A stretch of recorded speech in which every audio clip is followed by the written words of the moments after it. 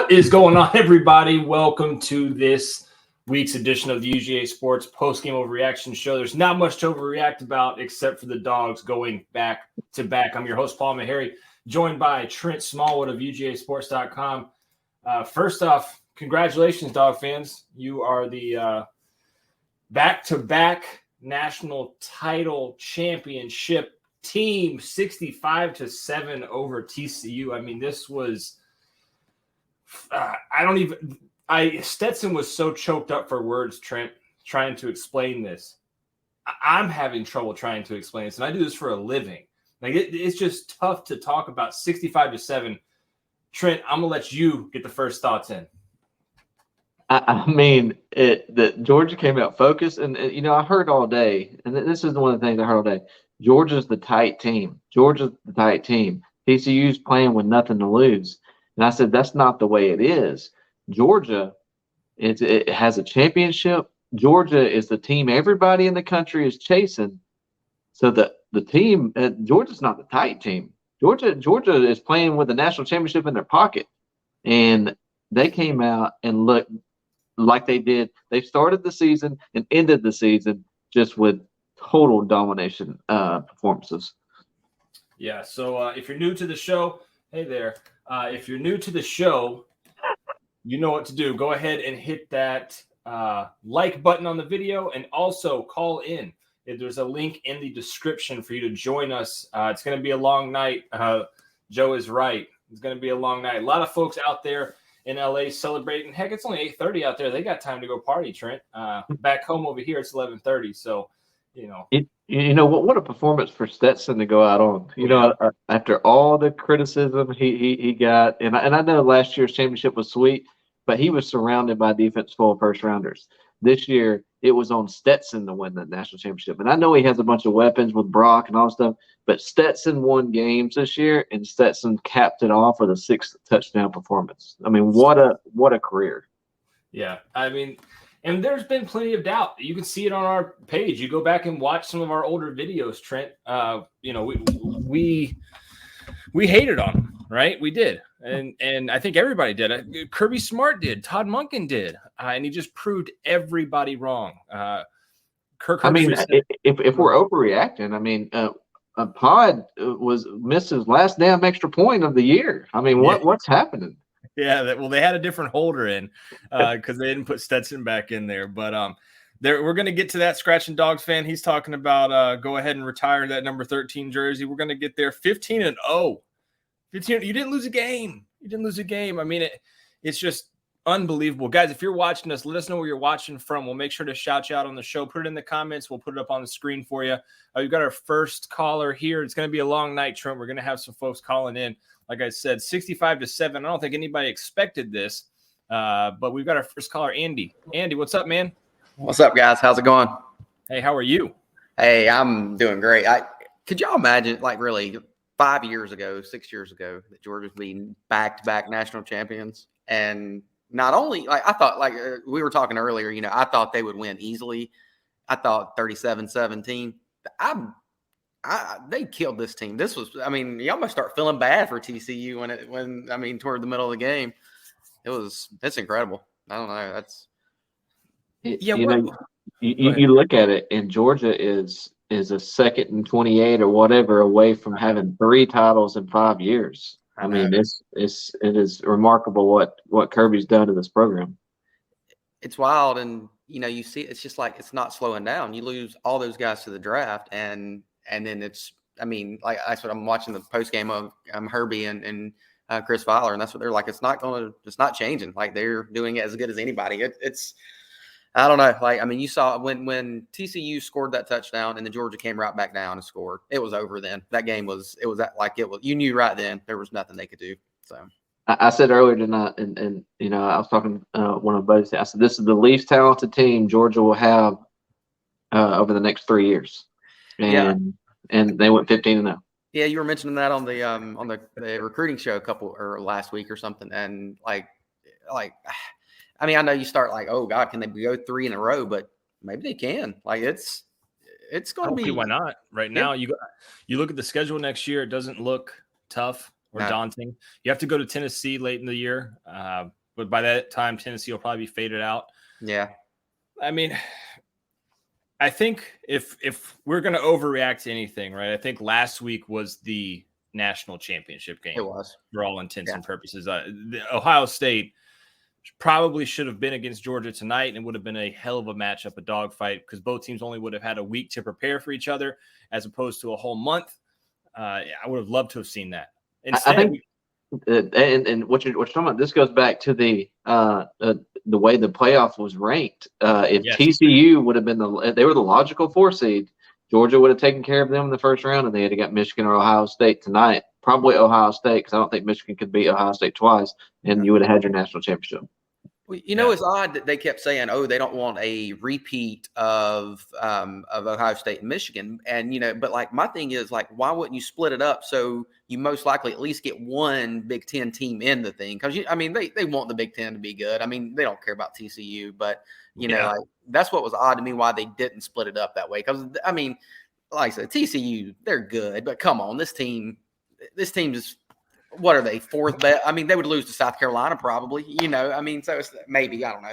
But when I was going through all the stats in pregame, and I looked at Tommen Mitchell, and he couldn't get on the field at Georgia, and he's played 300 snaps this year for TCU. I said TCU is going to be in for a long night.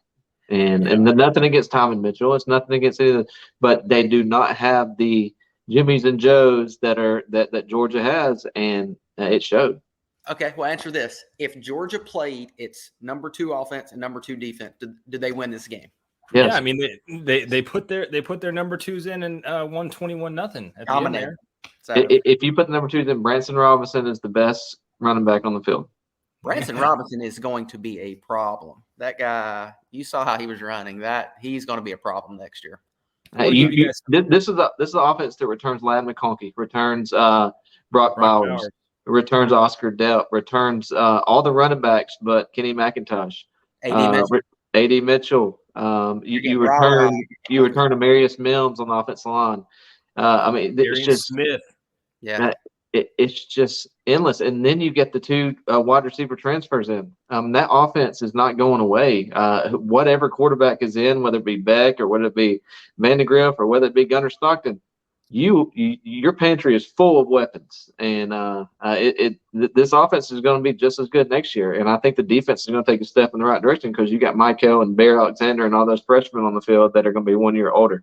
Right, Bear's going to be a problem. He's a big dude, and you could see he was causing some havoc in the middle. I mean, you got Bear, who I think, did they give him 2 sacks or did they give him a sack and a tackle for loss? Let's see here. They gave him 1 sack and a tackle for loss. Probably should have been 2 sacks. Yeah, but you have Bear coming back. You've got Michael Williams, both going to be sophomores next year. Marvin Jones Jr. will be rushing from the other edge. Then you've got Jelon Walker. Jelon. Oh my God. Walker, and then you have both of your inside backers back for another year. Yeah. And they're going to be absolutely dominant. Then you have Lassiter back at corner. You have Starks back at safety. You replace Ringo with Everett. You find another safety, which you've got. And you got Bullard. You got the MVP back at both playoff games. Yeah. I mean, you'll probably have these Smoke guys Blue. aren't going anywhere. No, it's going to be – it's crazy. Like I said, I mean – I always knew Georgia could be elite, just because of all the resources. But what Kirby has done, it's wild. I mean, me and my friends were talking. We're like, look at Brock Bowers. Like, I want him here, but that dude, he should get a waiver to go to the NFL. He's better than probably 90% of the tight ends in the NFL. So. Yeah. Indy Clip, he watches all this stuff. He says, let's overreact to go for 3 and 23. I like that. Hey, I don't think it's overreacting. So I don't think it is either. KD, DSGB, back-to-back, baby. Congrats on your team there. And then Thomas right here. Thomas Dew says, is this Georgia defense going to be better next season? Absolutely. Yes. Yeah. I think this is the weakest Georgia's defense has been since early part of Kirby's career. And, we've been talking about that all year long. It's just the secondary was an issue. Having 2 new inside linebackers is the issue. We knew Jalen Carter was there, but he was hurt most of the year. Just the defensive line being new. Your top wide receiver, AD Mitchell, was out for the whole year. I mean, what all you overcame to go 15-0, and I know everybody's like, "Well, they only beat Missouri by this much," but you were missing so many players throughout the year, and to overcome all the NFL guys, all the injuries to the key guys that you had returned, Nolan Smith. I mean, you were basically down to me and you at outside linebacker, and you won the national championship 65-7. So. Don't tell Ohio State and Alabama that you can still win without hurt players. That's against the rules. And see, I just, Andy, that's funny you bring that up. I was talking to a couple buddies of mine, and I said there is going to be a way that Quentin Johnston gets hurt in this game somehow. Yeah. Somehow it's going to happen, and TCU is going to lose by 10 points or something. They're going to say, "Oh, if Quentin Johnston didn't get hurt in the third quarter, that didn't happen." Okay, they won 65-7. Nobody got hurt.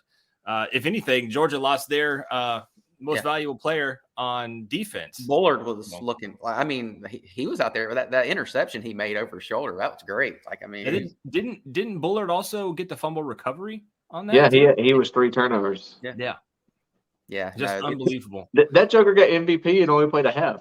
Yeah, and so is there an update on the shoulder? Yeah. No, I don't think there's going to be an update. They probably won't be. Until they get back to Athens, would be my guess. Somebody will ask Kirby tonight, but he'll just say that he came out the game. He could have went back in.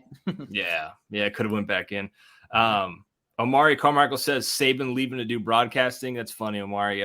What is funny though is I know you guys caught it. I'm gonna get you on in a second, Anthony, and we'll get Andy up out of here. But I know both of you guys saw it because you're on Twitter all the time.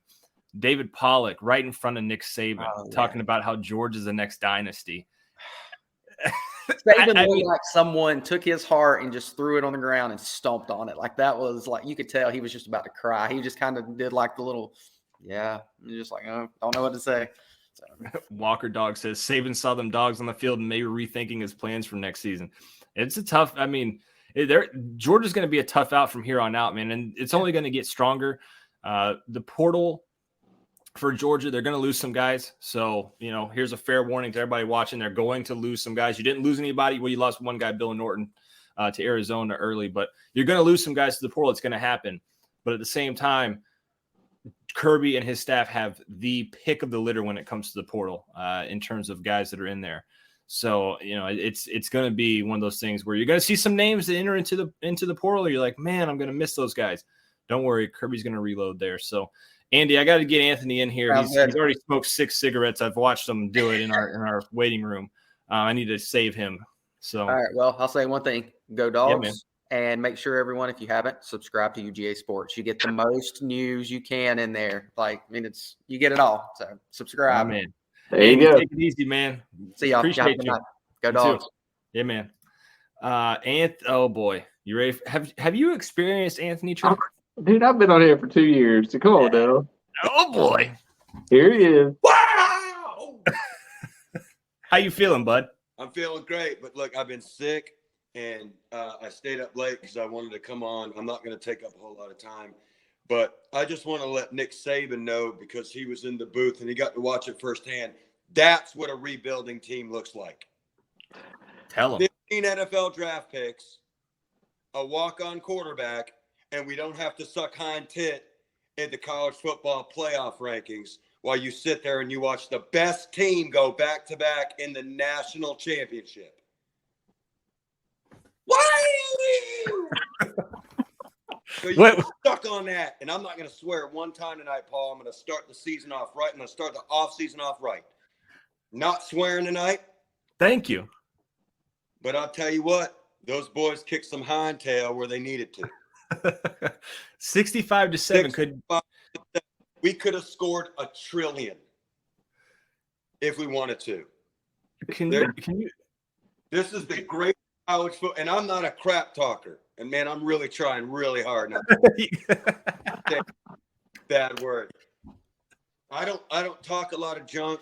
If somebody wants to start it, I can state facts. I can dig. I can do all that stuff. But Georgia is the new dynasty, and you can mark my words. Nick Saban watched from the top as his protege rose above him, and there's not a dang thing he can do about it. I'm going to leave on that. Everybody have a great night. And like the gentleman said before, subscribe, join the vent. UGA Sports is the greatest. Paul, I love you guys, and I'll see you guys during the offseason, man. Hey, Anthony, I hope you feel better, man. This one was for you tonight. Thank you, brother. Love you guys. All right, man. See ya. We got a donation here from Matthew Cotton. He donates in pounds, Trent, because he's over across the pond. He says, how about them? We're not going to cuss tonight. How about them F dogs? Was worth staying up late as hell. Yeah, Matt. Congrats to you, man. Man. Would you say, looking back at the 18, the Rose Bowl team, and with Sony and Nick and looking at this team and looking at last year's team, this is the best coaching job Kirby Smart has done in his career at Georgia? Yeah, I mean, because you look at this defense at the start of the year, I didn't think they had it. That defensive line looked rough to me, man, outside of Jalen Carter. And he made Warren Brinson and Tramel Walther and Nazir Stackhouse work. Zion Logue. Yeah, I mean, he made all those guys work. And I remember being on here. It's been 15 weeks. They're 15-0. They had an off week. So, I don't know, probably about 5 months ago, talking to the preseason saying, look, guys, I don't know about this defensive line. You got Jalen Carter outside of him. I don't know what can stick. And those guys rotated. They did a great job of that. It's pretty obvious because you got the freshman. I mean, you got Michael Williams that started every game, that's played the most snaps out of any defensive lineman this season for Georgia. He's a true freshman and it's not because he ain't good. It's because Georgia had nobody to play the position besides Tramel Walther. And the way they've pieced it together on the defensive line and the way Trey Scott has developed Nazir Stackhouse and Warren Brinson and Zion Logue, it's just remarkable. Yeah, those guys. And then also, I knew the offense was going to be good because the offensive line was a trend so much. We had some questions at running back. Kenny Mack answered those full throttle this whole year. Kendall down the stretch late. Yeah. I mean, I think he's a guy that if you can convince him to come back and not transfer, not go to the NFL, because I think he would put up stupid numbers if he went to the combine. And I think he already said he was coming back, but they can still make up and still change their minds. But I would expect him and Dejon Edwards to come back right now. Yeah, I mean, and if you get those guys to come back, I think Kendall can really have a special year next year. Amari gave us $1.99. He said Anthony's in the Hall of Fame in the POS. He absolutely is. Anthony's one of my favorites, man. We'll hear from the Godfather shortly. Eddie from Ackworth, if he didn't fall asleep. He is an old fella. He should be calling in soon, though. Let's see here. I want to try to get some of these comments, guys. Travis Vaught says Stetson Bennett is the GOAT. Okay. We talked about this last week. He is. Is he above Herschel now? See, you said yes before I asked the question. He has 2 national titles. He doesn't have the Heisman. He doesn't have the Heisman. But if you went back and re-ranked those Heismans right now, what would it look like? Yeah. Yeah. I mean, Duggan would be number 2. Right. Stetson might not win it, but he's going to be top 2. Yeah, he's going to be top 2. So I guess that begs the question, I think 2 national titles, technically 4 MVPs, right? Because he's got the 2, what do you call those games? Playoff games? Just playoff games? 2 playoff game MVPs and then 2 national title MVPs. So he's got 4 MVPs under his belt. His numbers in all these games are ridiculous. I think he's the best. He's the best. Just tell me what his stats are in the playoffs. That's all I want to know, because he had 6 touchdowns today, no interceptions. He had 1 interception at Ohio State. That's the only interception he's thrown in the playoffs in 2 years. I think it was something like 19 total touchdowns and 1 interception. It's just insane. I mean, apparently Scott Van Pelt from Zachary Tinkler says he's talking about Stetson as one of the best college QBs of all time. I think he is, man. I think he is. And this is a guy that at the beginning of last season, Trent, he didn't start. No. The coaches didn't believe in him. Did he throw for 300 against Michigan last year? I think he did. So he threw for 300 plus in all 4 games. Yeah. I mean, I think he's Amari Carmichael says Stetson better than Tebow. I could see it. I'm not arguing that. I mean, yeah, I'm not arguing it either. Man, let's see. The greatest team ever. They would destroy 95 Nebraska by 50 plus. From, I don't know about that. Explode. I don't know about that, man. That's a little overreaction, but a little crazy there. They probably have more team speed at that team. Yeah, they do. A lot of people calling for retiring number 13, man. So let's get Roddy Nabulsian here. Roddy, you're down in the pits there in the dungeon of SoFi. How is that stadium, by the way? It's a very weird stadium because it's got a roof on it. But rain can get in. Yeah. It's pouring rain, so I went and got a bunch of confetti. It's sodden, man. The rain's coming in sideways, so I don't know how this stuff's going to work out. But let's get the hairdryer back at the hotel and just put it in there. I'll cover people off a piece, that want it. So it's a lot of people are getting wet, and even the people underneath the roof leaks. And they don't get rain here in Southern California. That's just basically a roof to keep the sun off people. So, but yeah, it's a very interesting stadium. A lot more TCU fans were here than I expected. I would say it was 60-40, maybe 55-45. I kept hearing they did buy out their allotment of tickets. Well, they were here and they were loud for at least one play. That's about it. Damn. Yeah. I'm still stunned. Absolutely stunned at what I saw there. How quiet did it get? I mean, when did TCU's fans just check out? Like at what point? 31-7. They were just gone. They were done. That then they were in it because they'd been in a hole before.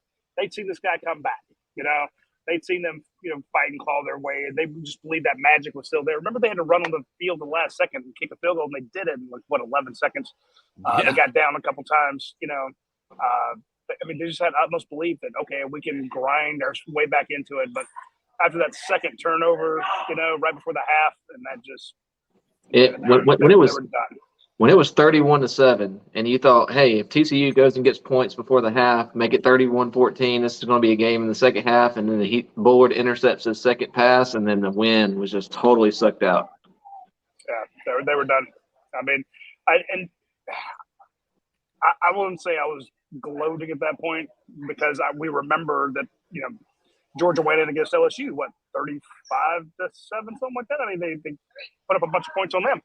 And then LSU had 17 points in the second half or something, the third quarter. But no, you can just see it. And here's the thing, guys. You know that I'm going to be Munson-esque. I'm going to worry about every possible thing and worry about Georgia coming out flat, stuff like that. When I knew Georgia had won this game was at the media day on Saturday.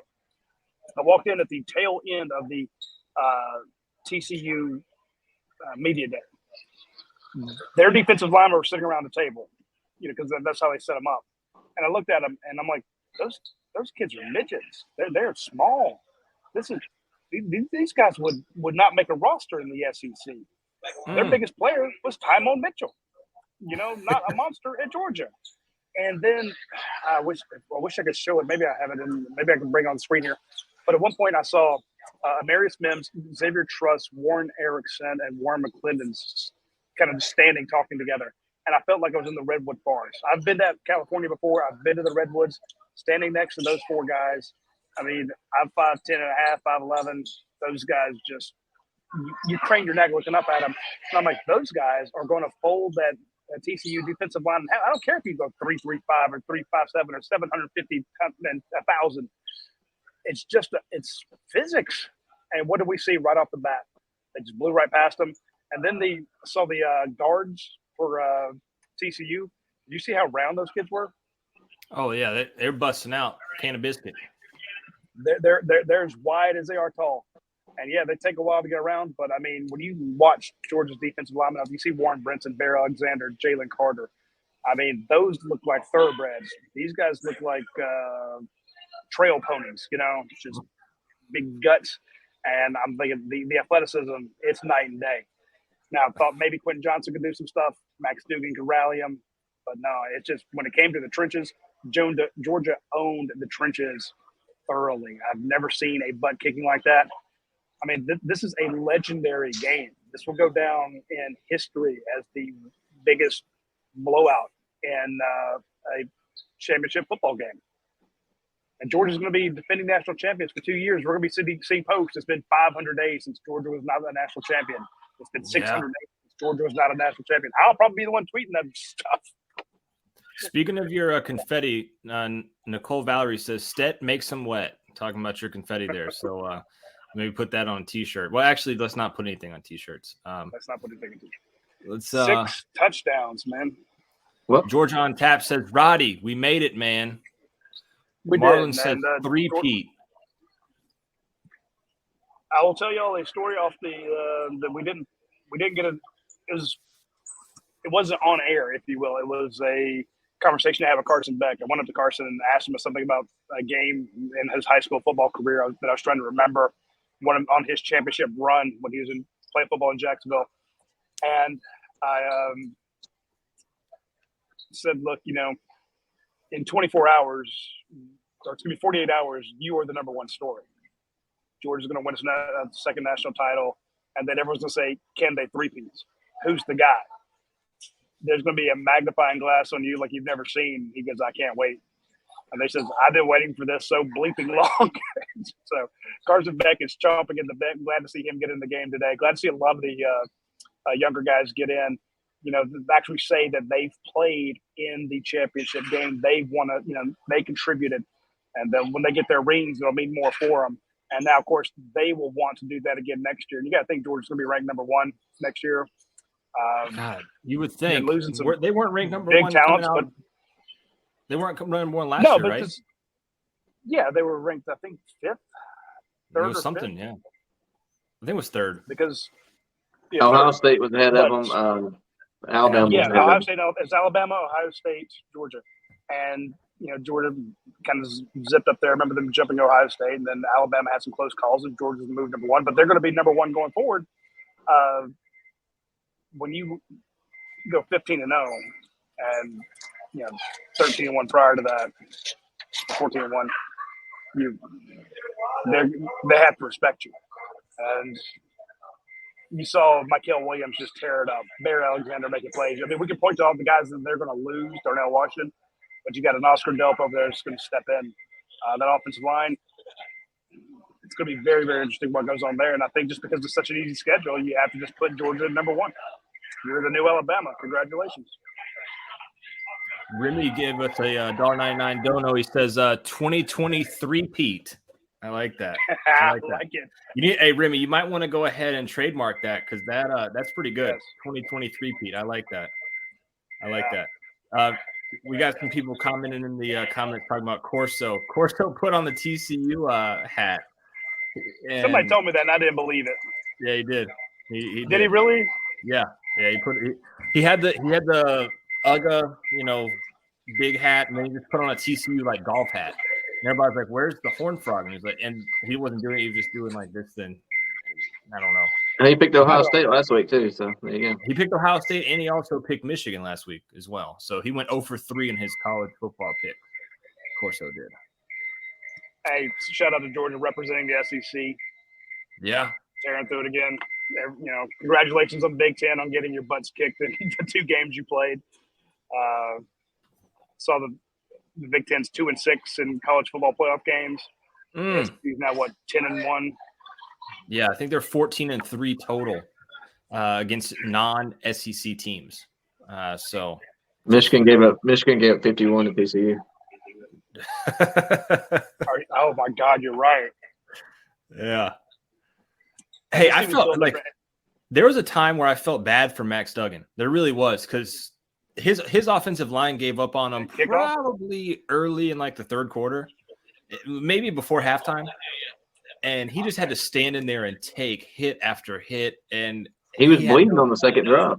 Yeah. I mean, you felt bad for the kid because he's got a heck of a story, right? Duggan does. It's kind of similar to Stetson, but not. They both have very heroic stories to get back on the playing field for a Power 5 team. And God, you had to feel for that kid.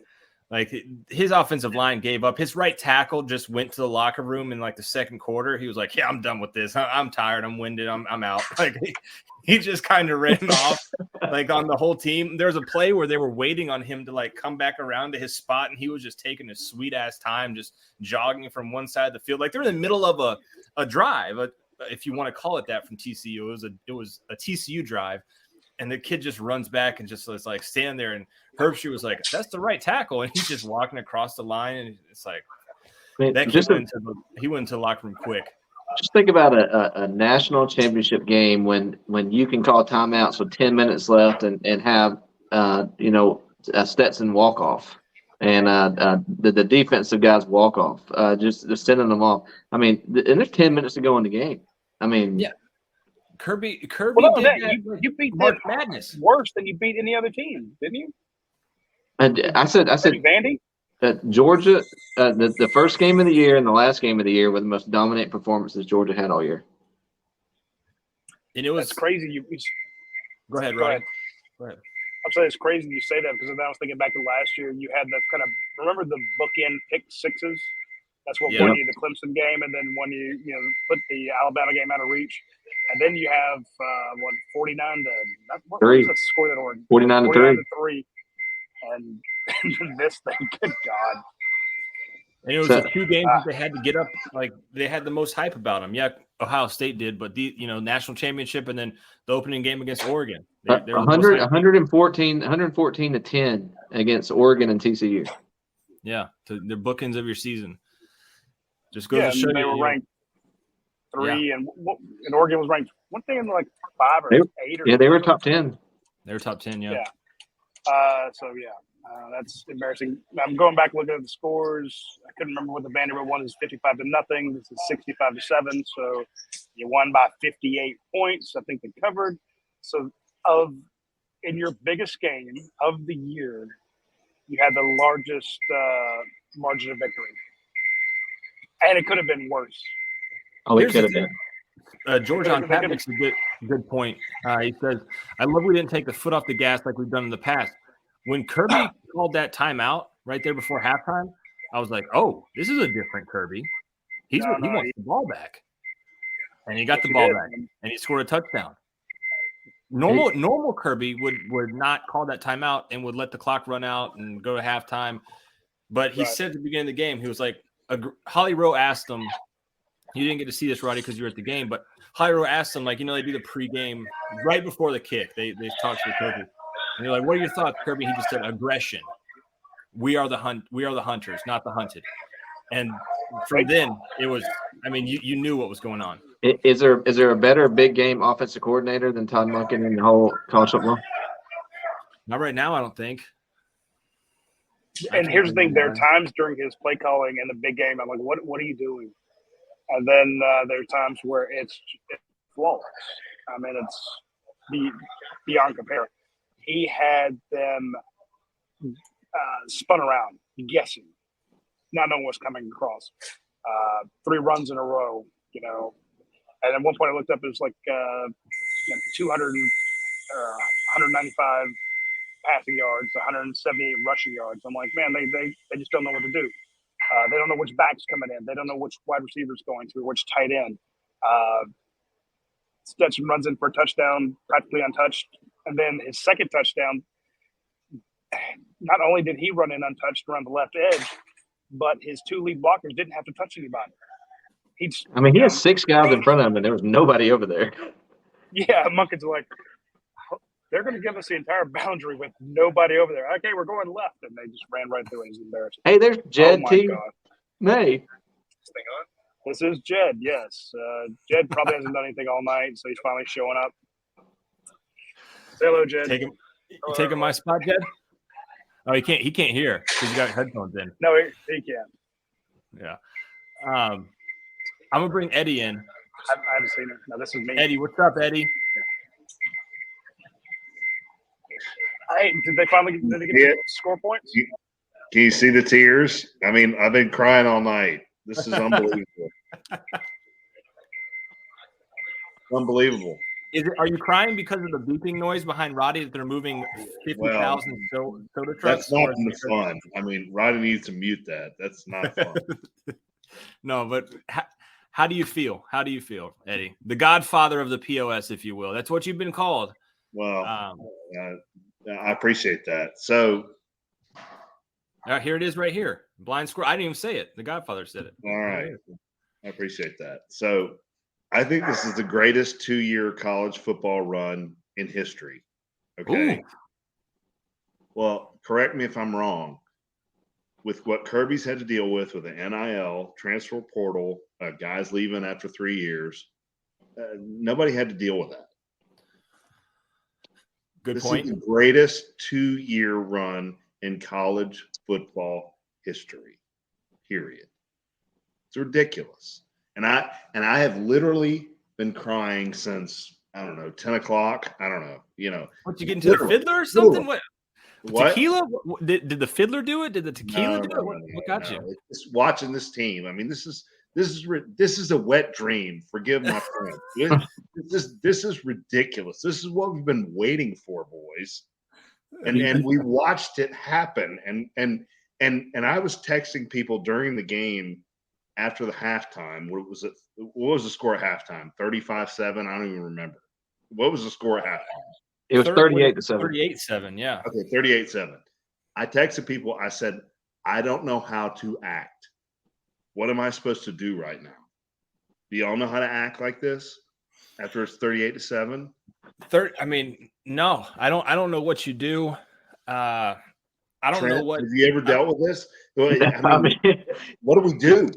Yeah, I don't know. I mean, I told my kids they could stay up for the game and then send them to bed at halftime. I don't know. I mean, yeah, I don't know. What do you do, Roddy? Like, it's 38-7. Because I was texting some buddies and I was like, I was drinking bourbon. I don't know about the rest of you. What do you do if you're Sonny? What do you do if you're Sonny Dykes? What's Sonny Dykes?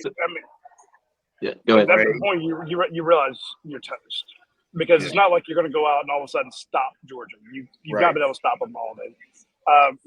The one thing I wanted to put in my 3-2-1 column that I was worried about the most, and I took it straight from Coach Donnan because he mentioned it on our Wednesday podcast, and our Tuesday podcast. And then I went and looked it up. Is Arius Davis, the punt returner? Georgia's kicking to him. I'm like, stop kicking to that guy, But whatever you do, don't punt towards him. Georgia punted once. And I was tracking the drives, and I'm like, Georgia's had the ball 5 times. 5 times they scored 5 times. They just after. So at some point you're like, well, they're not going to all of a sudden develop a defense. This is not what they can do. And again, I told you those defensive linemen were tiny compared to Georgia's offensive line. So you're not going to be able, and you're already down 4, 5, 6 scores. You can't go toe to toe with them. You're not going to outscore them against stops. So at this point, you just got to come out and just try to salvage something. I mean, you never want to say throw in the towel, but you threw in the towel midway through the second quarter. So just go try to salvage something, build for next year. Try not to be humiliated. This was a humiliating loss. What did Georgia? They scored on their first 6 of 7 possessions this game, and they scored on their first 7 of 8 against Oregon, or something like that. Yeah, I mean, it was 10 out there of was 11. 1 3 and out. Yeah, Well, 10 out of 11 for Georgia. 12 total drives if you count that last one there. They did the kneel down to finish the game, so they didn't score there. But if you count every drive that they had a scoring opportunity on, 10 out of 11. The only drive they didn't score on was right there out of the half where they went 3 and out. That's the only drive that they did anything besides. And so here's a crazy stat for you. So 10 out of 11. I'm not counting that last drive. 10 out of 11. 9 of those were touchdowns. Jeez. All right, here's my question. Where does the Stetson Bennett statue go in Athens? Because I'm sorry. All love. It's not going to happen. What do you mean? No. Wait a minute. Hold on. Herschel Walker was great. Stetson Bennett is the GOAT, period. He's the GOAT. I asked Trent about this earlier, Roddy. He's the greatest Georgia Bulldog ever, Roddy. Ever. Doesn't matter. He's not getting a statue. Why? Why not? Because nobody else has got a statue but Coach Dooley. I hope they give him the Staquavius. He's got 2. I hope they give him the Staquavius haircut if they do it. It's coming. Where's my Frank Sequich statue? Like nobody was alive. Nobody was alive. I'm just saying, Georgia has this thing against damn statues. It drives me crazy. It's coming. Like you should have that one. This is somebody said replace the arch, Eddie. Just replace the arch. Dog 85 says replace the arch. Put it right there. The graduates can walk under his arm where the ball is. No, and if you're not a graduate, you have to go around. There's a mic drop. It's too small. You walk under that. Yeah, you can walk under the mic drop when you graduate. If you can't, you have to walk around them. You're sterilized if you're a freshman if you walk. I'll go with this thought. Is Stetson required to graduate before he does it? He might need to. The people who are still bitching about Stetson, even this season, this is a complete vindication, not only of Stetson, but remember, Kirby and Todd Monken sticking with him when everybody was screaming for them to pull him. He won you a title last year, and everyone said it was because of the defense. The defense won it for you. And if they ever needed the Georgia offense to outscore somebody, it couldn't be done. Stetson can't win a big game. He won the big game last year. Then he outscored Ohio State when it was needed, and he scored 6 TDs today. The guy, I was one of them saying, Stetson right off into the sunset. You got the greatest story of all time. I said it last year. You'd be a moron to come back. And he comes back and wins 2. And it's what he said when we asked him, why is he coming back? He goes, we can do it again. I'm like, okay. So we need to stop down the kid. But remember, this is he and Robert Beal, Kirby Smart and his guys, some of the Trey Scott and the guys that have been here since 2017 have played for 3 titles in 6 years. And they've won 2 of them. Robert Beal, congrats to him. A lot of people didn't give him a lot of, thought he had been recruited over, but he was here for you. He could have transferred many times. Stetson could have left. Stetson could have gone early. I'm really happy for those guys. 2 out of 3. I don't know who else could say that in their career, but that's phenomenal. I know you got a bunch of other guys on there. I got to get back to work. Bring on Rimmer and Brent and Dane, and I'll talk to y'all later. All right, Roddy. Be safe. Safe travels home. Yeah. They said the statue can go in front of the 40-watt, Eddie. I like that. That's good. That's good. That's a good place for it. Let's get Trent. Do you want to stick around, or you? What do you want to do? It don't matter. All right, stay around. Let's bring in Rimmer. Rimmer, what's up, man? Yeah, I want to hear Rimmer. That's good. Rimmer, you there? Rimmer. He looks like Jalen Carter pregame. All right, Rimmer, we'll get Rimmer to call back. Let's see Brent Rollins, PhD. I see you, Dave. Give me a second. Let me bring the doctor in. Dr. Rollins. Let's see if he unmutes his mic. Oh, he does. How's the voice? Is the voice okay? It's better. Good. Having 3 hours of class today did not help. Oh, goodness. Some of us work for a living, Brent. Yeah, I had to give a test and had 3 hours of class today. So at least the day went by fast. You have some followers here too. Walker Dog says Brent with the exclamation point. Nobody did Paul exclamation point or Trent exclamation point. The Godfather and Brent get it all. Okay, no worries. Can I ask Brent a question before we get started? Absolutely. Brent, when you were watching this film, I know you got to be partial and you got to kind of say, okay, we look okay here. That TCU looks good here. Did you really watch this film and the film don't lie and say Georgia's going to dominate this team? Did you feel that all along? For the most part, yes. Yes. Like the only thing I thought about was Stetson getting over aggressive early and throwing, into a coverage that he maybe wasn't used to seeing. But they did such a good job with formations. And some of they did a lot of different things tonight that they didn't do all year from a scheme, blocking, play action type standpoint. George on tap, give me some love, Paul. But I think that was the thing that they prepared for this defense. And you could tell they've been preparing probably for this defense since the playoff was announced because of the wrinkles that they had and just little wrinkles, like who's pulling versus not. Where are they lining up certain people, using overloads with Bowers where it looks like he's a receiver, but he's actually, it becomes an unbalanced line. Just little details like that. And once that happened, and then once 2 other things happened. Once TCU threw a screen, I'm like, okay, you idiots, you think you're going to go sideline to sideline on this defense? Sorry. Ohio State just showed you that the only way to beat them is to go vertical.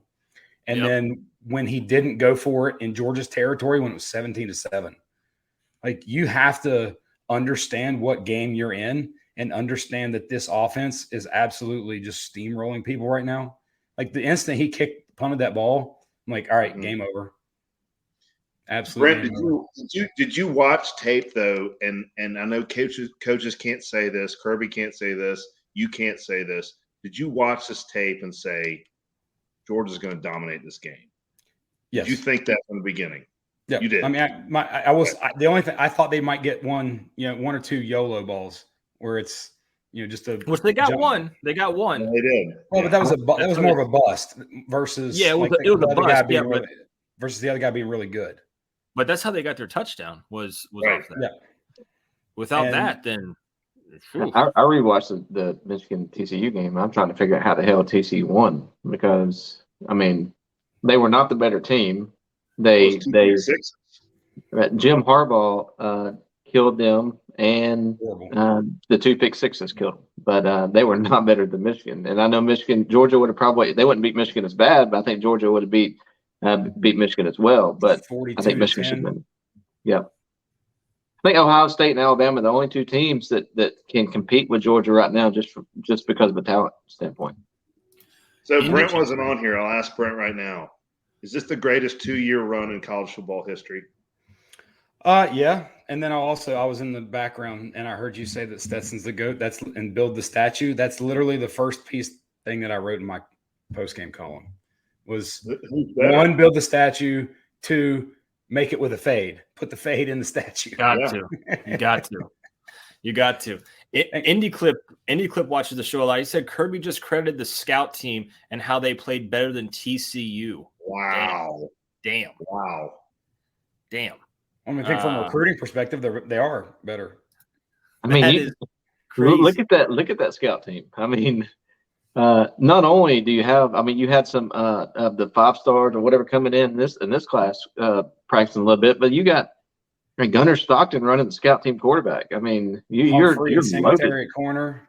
I mean, you had Raylan Wilson running Steel Chambers again, like he was Ohio State. I mean, you probably have, just because of the outside linebacker depth, you probably got Marvin Jones Jr. playing on the outside linebacker. I mean, look at your inside linebackers. You probably got Jalen Walker playing over there. I mean, you're loaded. That's probably got some of those early enrollees playing too, doesn't it? That's why I said, Raylan Wilson was Steel Chambers, Ohio State. Yeah, this team isn't going anywhere anytime soon, guys. Total yards, 589 for Georgia, 188 for TCU. And Georgia could have had 700 if they wanted to. Yeah. Oh, yeah. I mean, they stopped playing. Whatever they wanted. Yeah. They had 380 or something at halftime. So they could have had something. They stopped playing with what, like 10 minutes left in the fourth, Brent? That's when they took Stetson out, right? 12 minutes, something like that. 10 minutes. I mean, Carson did a couple passes. I will say I think that was very telling that they were still letting him throw it around. But 2, Paul, you mentioned the yards. The last 3 games, 8.1 yards per play. Unbelievable. In the last 3 games. Against 3, 4, and whatever LSU was, 15, 16, something like that. We were deep in the second quarter, and Georgia was averaging 9.8 or 9.9 yards per play. And it's just remarkable. We were one busted coverage away from being a shutout, too. I think that's a shutout if we don't let that big play happen. I think so, too. But I don't know if – does Kirby still put up 65 if TCU has 0? Yes. Tonight, that was the easiest 65 Georgia could possibly ever put up. Yeah. I'm just wondering. I think Eddie's right. He wanted to send. He seemed very message sending tonight. Even by the way, and I mean I know he thinks it, but also saying it. Like, did you hear Pollock at halftime saying how Georgia's like the standard in college football now? And Saban was literally sitting right beside him, like trying not to have an aneurysm. I'm sure there's conversations there where it's like, all right, we're just laying the smackdown and we're going to tell people about it. As folks don't know, you're good friends with David Pollock. Have you exchanged any words with him after that? No, I haven't yet to. He's busy. Who knows? Well, I would love to hear what Saban said to him after that. After it went off air. Maybe we can just get that in the group chat. I don't know. But I would love to hear that. Brent, I'll let you go, man. I got some other UGA sports guys waiting to get in. Hey, wait, Awesome. before Brent goes, Brent, Go thanks ahead. again for so much of what you do. It is so awesome what you bring to the table, breaking down Georgia, and thank you so much. It's been a fun year. Now it's time for some rest. Yeah. Rest that voice, Brent. We appreciate you. All Thanks, right, man. Oh, I didn't mean to cut him off like that, but It's time for the 2000. Brent is the best. The doc is the best. he's awesome. good, man. He's Oh, good. But it's time for the 2023 Pete. Yeah. That is, I'm telling you, whoever put that in the chat, I can't find it now. 2023 Pete, you need to go ahead and trademark that. But no doctor, there's no doctor out there in the world that is good without a great nurse. And that nurse is Dane Young, folks. Dane Young, you need somebody to hand you your scalpel if you're a doctor.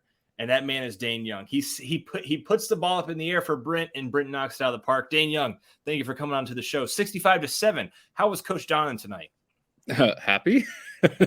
I mean, that was look, I get the shirt. There you got it. I was about to do it. You got a Dane. I got a Dane. And spelled correctly, which makes me happy. It was the same guy. I don't know that Georgia could play that game against TCU 100 times and it get any better than that, or maybe even match that. Like, it was perfection.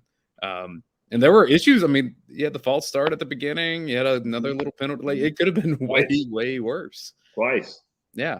And by the way, I think the tagline, someone already tweeted it to me and it's already lost in my timeline. Apparently it's going to be a thing back to Beck. Oh, I like that. Back to back. Oh, there's another one. One. Yeah. Now, that's assuming he wins the job. I don't think that's a for sure thing. Okay. Here you go. Here we go, folks. I was talking to a buddy about this. We all can agree that one of the three quarterbacks is probably going to transfer. I would imagine it's probably the guy that's stuck in between the junior and the freshman. I'm not going to name names. You can take what you want, right? But let's say he leaves in the next week or so, and somehow, miraculously, Gunnar Stockton has the spring of his life, and he takes over that number one spot from Carson Beck. Well, Carson Beck's definitely not staying. So now you have one scholarship quarterback on your roster. And what if Gunnar Stockton goes down? You have another walk-on, Jackson Muschamp, to take over and lead you down the walk-on. Number one, I can tell you for sure that I don't think two are leaving. Kirby Smart is not stupid enough to name Gunnar Stockton as quarterback and starting quarterback in the spring. He knows. He might not name him, but reps show reps. I'm just saying. I mean, if you're going down that rabbit hole, I could be like, well, emergency quarterback Malachi Starks. He did it in high school. Yeah. I mean, he balled out. I'm just saying. No, I mean, there is another. Never mind. I'm not going there. Hey, no, can we just enjoy what happens tonight instead of worrying about next year? Hey, this is another Bennett. Coach Donnan's fun to sit beside because he's always thinking about the next play. And so Stetson Bennett gets, pulled from the game. He gets his moment or whatever. Georgia scores after that because Branson Robinson's like, I'm having my moment to shine. Yeah. And Donnan says, or are they going to send Stetson back out to hold it? And we learned who the holder is behind Stetson. And it's Brett Thorson. Is it Thorson? Yeah. I'm just going to, you know what I'm going to do? I'm going to just get crazy. We got 500 people watching. Let's just go 5-box this thing and bring five wide. Five wide here. Like they do at Dega. Raugsy Vid says this program is unreal. And I know he's talking about Georgia, but you should be talking about the POS. This program is also unreal. Soak it in, gentlemen. He says, you're exactly right. This program is great. Speaking of this program, I'll tell you what, this program, Blaine Gilmer, 65-7. You were calling on Twitter for Stetson, pretty much the statue to be built, right? Are you on board with pouring the concrete or what? It's not going to take a lot of material, okay? Because if they make it life size, because it's not going to be, he's not the biggest in the world, but he deserves a statue because he's the greatest. In my opinion, he's the greatest Georgia quarterback of all time, and he's going to be known, and people are going to say it's blasphemy because he's going to be the most famous Georgia Bulldog of all time because of the age that we live in, the social media attention, how his story's been told, and the way that how how much exposure he's gotten in back-to-back national championships, and it's undeniable now. So, I mean, I think he's just he's a legend, and that's how he'll be known going forward. But I don't think that's blasphemy. He is the greatest Georgia Bulldog. He's the greatest Georgia Bulldog of all time. He could really go down. Did Herschel win too? He could really go down as the greatest quarterback in SEC. I mean, shit. Absolutely. I mean technically Tebow won too. I guess he wasn't the starter for the first one. Did Tebow win 2 playoff games? Did Tebow win all those MVPs? No. Even though he only won one, I would just say Joe Burrow is I don't know how you can not make that guy. The season that he had by itself is better than anything I think you could put out. In the NFL. Freaking Barstool Sports was like, is Georgia in 2022 like LSU in 20? And I'm like, hell no. Do you know what Joe Burrow and those receivers would have done against Georgia's secondary? Like, yeah, it'd have been a game. Like, Georgia wouldn't get blown out or anything. But, like, that LSU offense was, like, the craziest thing I've ever seen. Let me ask you this. If the 12 or 13 passes that Stetson Bennett had that completed that Georgia was tackled within the 5-yard line, if he had that on his stat line, we might be talking about a Heisman. Yeah, no. Here's the thing: if they waited to do the Heisman Trophy voting after the playoffs, Stetson would have won the Heisman Trophy based on that last drive against Ohio State. That's the Heisman moment right there. He would have won the Heisman Trophy in my opinion. Caleb would have finished fourth. Yeah, after what we just watched. Well, I think Max might have finished fourth after what we just watched. But Yeah. Hey, another coming in from coming off the press from Indy Clip, and I trust him. I'm sure he's watching Kirby's press conference right now. He said, "OMG, Kirby just said Bullard caught that interception with a separated shoulder." Damn, Bullard's as tough as nails, man. Yeah, he's a beast. But Bullard would not have. If that game would have been close, Bullard would not have came out of that game. No, hell no. He wouldn't have pulled himself out. You saw he still had his pads on when he went up there to get his defensive trophy. He still has pads on. Each of the national championships, there's been like a defensive back that kind of, I don't know, emerged or saved the day. And like Bullard's obviously that with his play against Harrison and the 2 picks in the first half here. But like David Daniel Sispana, if he doesn't make a tackle on CJ Stroud, then Georgia's not playing in this game tonight. So true. So true. Yeah. Here's the thing about Javon Bullard is, everybody had him coming out of when he was getting recruited. They're like, oh, well, he's going to play corner because that's what he played at Baldwin. But I went back and looked at a lot of his tape at Baldwin, and when they would face in high school, when they would face a triple option team, right, or a wing T team, they would put him at safety, and you would literally see him coming from 12 yards deep and making tackles for a loss in the backfield from safety and just flying downhill. And it was at that point that I literally wrote, I tweeted it out last week. I was like, after the hit versus Harrison, I was like, he is not adverse to contact. And that is what Kirby Smart loves about him. I mean, he's not the most gifted in the world, but he will absolutely just knock your head off in a legal way, which is what he did against Harrison. And he's a stud, and good for him in terms of people criticizing his pass coverage, and he has 2 picks tonight, so that's a good kind of rounding out of the season for him. Out of the 5 defensive backs that started, was he the best defensive back for Georgia all season? I mean, I think he was. He was the most consistent. Ooh, I don't know. I think Kamari Lassiter is. I love Lassiter early in the year. Yeah. I mean, Chris Smith was probably the most consistent. I was going to say Christopher Smith. Right? I think Kamari Lassiter is going to end up being the best DB out of all those guys. Like, I'm talking about like in NFL? The future, like, in the league. Like Kamari Lassiter is a stud. I don't Something know about Bullard that I think a lot of Georgia fans will appreciate, because it's not the case with everyone on this team, and we all see it when we get to know them a little bit better. But I spoke with Bullard before the season, and this is a guy from Milledgeville. He grew up loving Georgia. It means a ton to him to be able to wear that helmet and that jersey. And look, Georgia's at a status now as a program where they end up with players that have never even watched college football, that they're NFL fans, or like they just focus on high school Friday nights and then they don't really care about college. It's like there are plenty of Georgia fans on that team, but there are plenty that aren't, and he is one of the like big time Georgia fans that this means a lot to him and his community. And so I'm really happy for that on that stage, because I know that like Milledgeville is going nuts right now. I'd say him and Stetson are the two biggest fans on the Georgia team, and they won MVP in both games. Yeah. Another guy, Walker Dog wants to talk about, guys, is talking about Ladd McConkey comes into the game after last week's performance where he caught that 2-point, really helped out, but he was hurt. Tonight, 5 receptions, 88 yards, and 2 touchdowns for the young fella. Could have been over 100 if that one pass that Stetson missed just a little bit outside there. It could have been over 100 yards for Ladd, but he ends up with 88 and 2 touchdowns. Another guy that wasn't highly recruited. We looked at it, Trent. I remember signing day. I was like, it's Todd Monken's guy, man. Yeah, I was like, who is this guy? And you were like, this is Todd's guy. And I was like, all right, well, we'll see. And sure enough, this guy shows up on the big stage again, 2 touchdown catches. Anybody can chime in on that. You want to hear a conspiracy theory? He looks like an 8th grader in uniform. No, he does. His helmet is like too big for his face. He's too small, and the guy just balls out. He's incredible.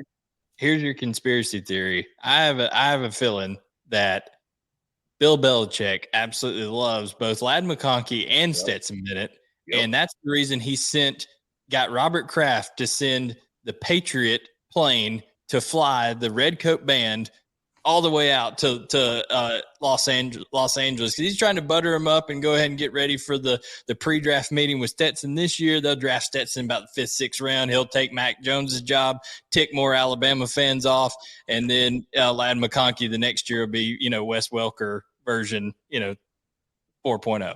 So. Yeah, I mean, it's the Stetson in the helmet looks like Darnell wearing the big hat. I mean, it's not as bad as JJ McCarthy. Is Stetson going to be drafted now, or is he a walk? Yes. No, I think he's drafted. You think he's drafted? So? I think he's drafted. I thought like at the beginning of the season he might have been drafted late round, but I think he might be drafted more in the 4th, 5th round pick. The only thing I'll say is like his medical needs to come back good, because he played with an injured shoulder for much of the season, so he'll get scrutinized some for medical stuff. If he comes through that clean, then he's going to get drafted. Are you talking about Stetson Bennett being hurt?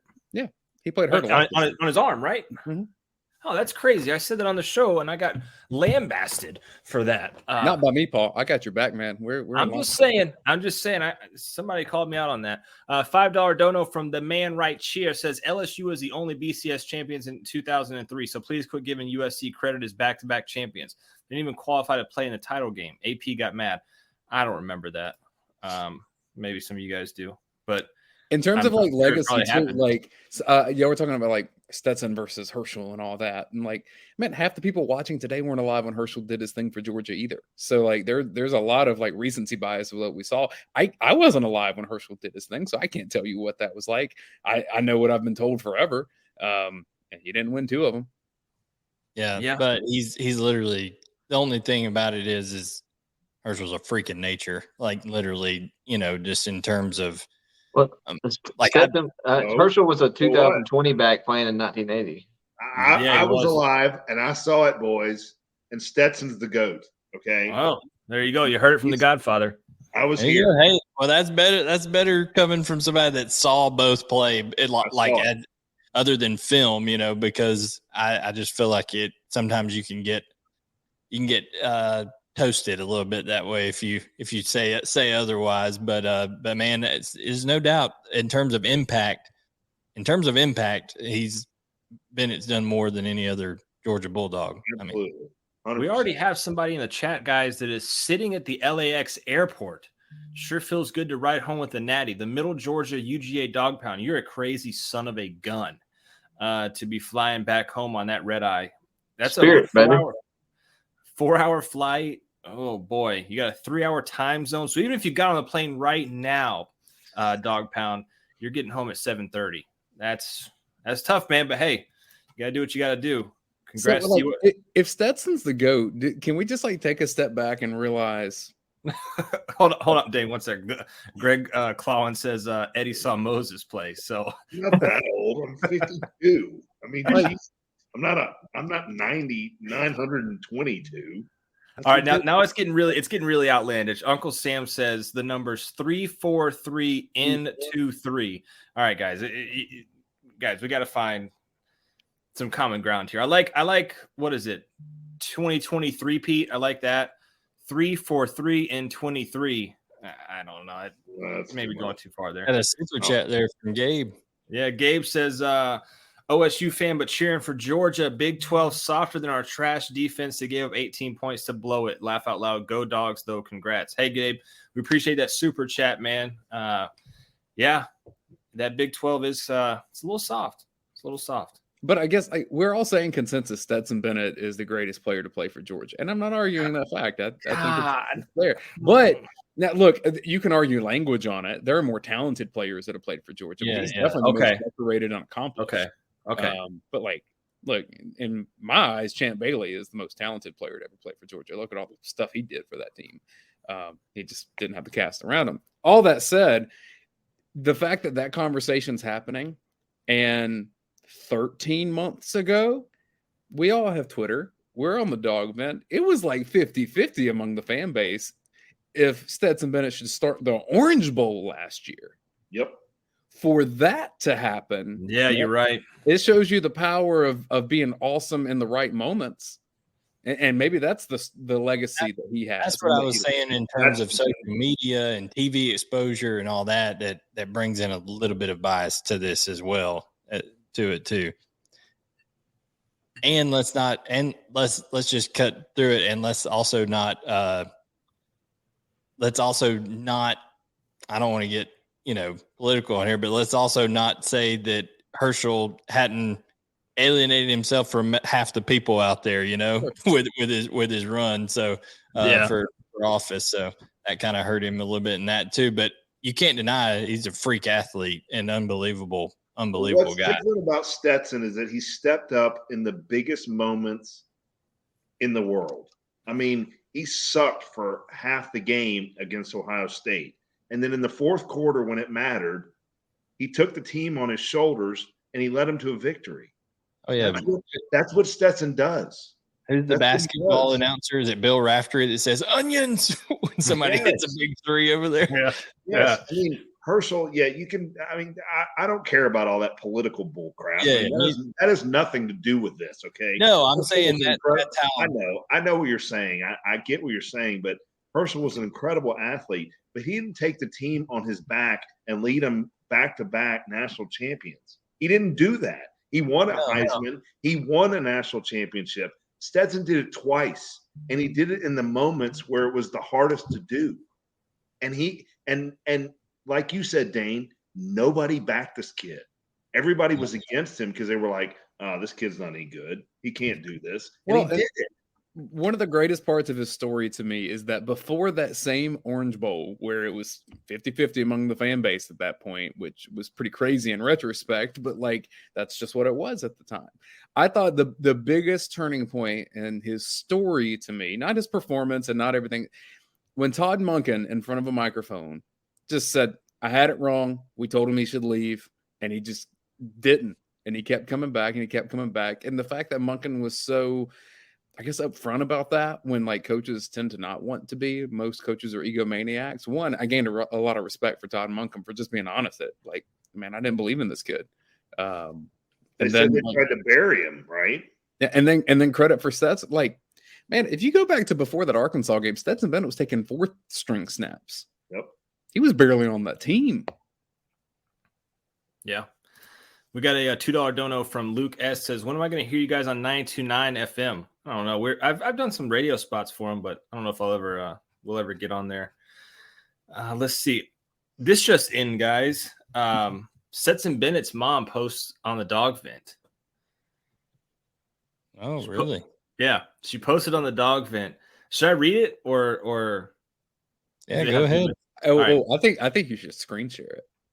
All right, just read it. I'm not that talented, Dane. All right, so Denise Bennett. It's her first post on the dog vent, guys. She says, "Dog vent, my first post. Thank you, dog vent, for some much needed entertainment these past 6 years. Has been fun to read. Well, mostly fun. Some insiders are spot on. Some insiders are horribly wrong. All are entertaining. As a dog fan, alum, and a player mom, I couldn't love the dogs more than if I played myself. Here's to a three-peat. Go Dogs. Oh, to at Namick. Bless your heart. Denise Bennett. So I don't know what Namick said. I guess he's a poster on the board. That's one of the people that didn't think Stetson should start for a long time. I figured that's what it was. So yes, her first post on the board. So we had the player's mom on UGAsports.com posting. That's pretty cool. Georgia on Tap. Ratty is on 92.9 with Randy Mack all the time. So we're on there. I think he was talking more or less like having a show. Maybe we should hit up old 92.9 and see if they need us. What a mic drop from Denise Bennett, man. Yeah, I mean that's pretty sick. That is pretty sick. Oh, and shout out to the dog vent. Like this close after that, and she's like, "Let's go check out the dog vent." That kind of makes me feel like I'm working for the right place. Well, go ahead. Sorry, I was going to tell Eddie, and I agree with you, man. In terms of I feel the same. I'm just saying the argument out there that goes for Herschel is that I mean, look at the percentage of the offense that he had to like. It was Herschel. Like they were running the ball, like, and he put his body through all kinds of heck to go forward. So I think there's still an argument out there, but I agree with you that there's no denying that Stetson Bennett is an all-time great dog and a legend and all that kind of stuff. But let's not just totally throw the legacy of old Herschel away over there. I didn't mean it that way at all. I think Stetson is supplanted. Herschel is the greatest of all time for Georgia. He has supplanted him. Yeah, maybe so. I think it's right there. Either way, the fact that we're even talking about somebody supplanting Herschel Walker as the best dog of all time just goes to show you what Stetson Bennett meant for this program. I think we could go back and forth on this. Everybody could go back and forth on Herschel this or Stetson this. Either way, though, your dogs have 3 national championships because of those two guys. Mm-hmm. And Stetson Bennett has really helped this program, elevate to a whole nother level that now it's plug and play. Carson Beck comes in next year. You've got the same guys coming back. Or how about another angle? Because of what he did as a player and as a coach, is Kirby Smart the greatest Georgia Bulldog of all time? Ooh. I did think it was interesting that Mark Richt got in College Football Hall of Fame today. So you're going to have 3 straight Georgia coaches, College Football Hall of Famers. Because Kirby was an all-SEC player, and he ends up leading Georgia to its first national title in 41 years and going back-to-back now and building a deal where they're going to be favorites for a three-peat, Vegas favorites going into next year. I mean, that's impressive as well. So. Well, I think there's a separation, though, between coaches and players. I mean, Kirby's the greatest of all time right now. I'm sorry. He's beyond what Coach Vince Dooley did. We love Coach Vince Dooley, but he's beyond him already, and he's only got more to come. And I think the players and the coaches are 2 different things, right? It's 2 different arguments. Yeah, and the only reason I say he belongs in it all is because, he was a player at Georgia as well. So that kind of, you put the whole ball of wax together, and he's certainly got an argument on all kinds of stuff too. My favorite stat at the moment is that in the last 2 seasons, Georgia has more national championships than losses. Wow. That's incredible. That's amazing. Wow. Yeah, that is nuts. And I'll leave you with this. I'm gonna run here soon, but I will leave you with this. Dylan Raiola, little recruiting note, was in the stadium, seeing that. Talk to us. Sister goes to TCU, right? That was one reason he was there. That was not the reason he was there. I said one reason. I said one. That wasn't even a reason he was there. He was just a byproduct of the events. She just happened to be birthed by his parents as well. But Dylan Raiola was there, and I can just tell you that I think that there's some movement going on. I'll leave you with this, as the great George Costanza said, it moved. Okay, all right, I'm out. I'll see y'all later. See you, bro. In terms of like Kirby's place, though, and one like Nick Saban's the greatest college football coach ever, but like, Kirby has a path to compete with that, which is just insane to think.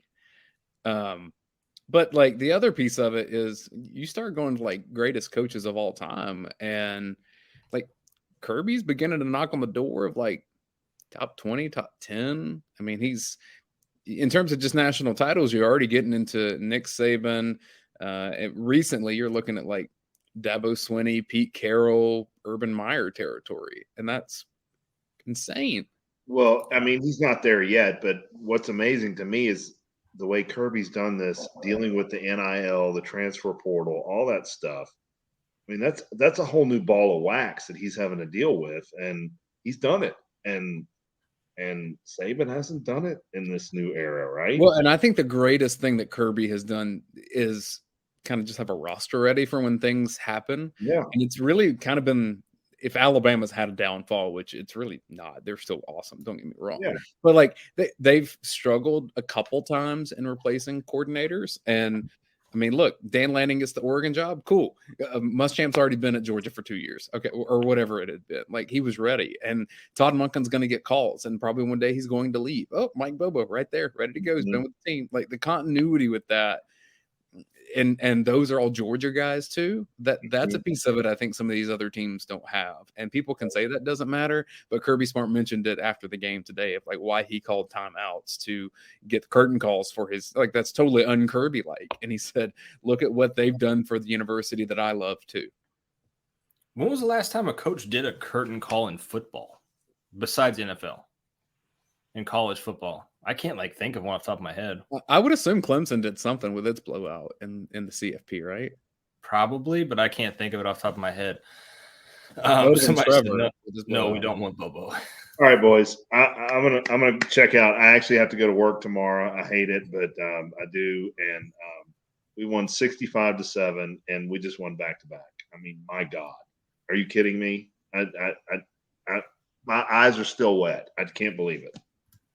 Eddie, the godfather of the show. We appreciate you so much, my friend. Let me show some love to you real fast, because Eddie, you always show love to us, and it's always like I hope it never feels one-sided, because like you give so much time and you're so invested in the stuff that we do.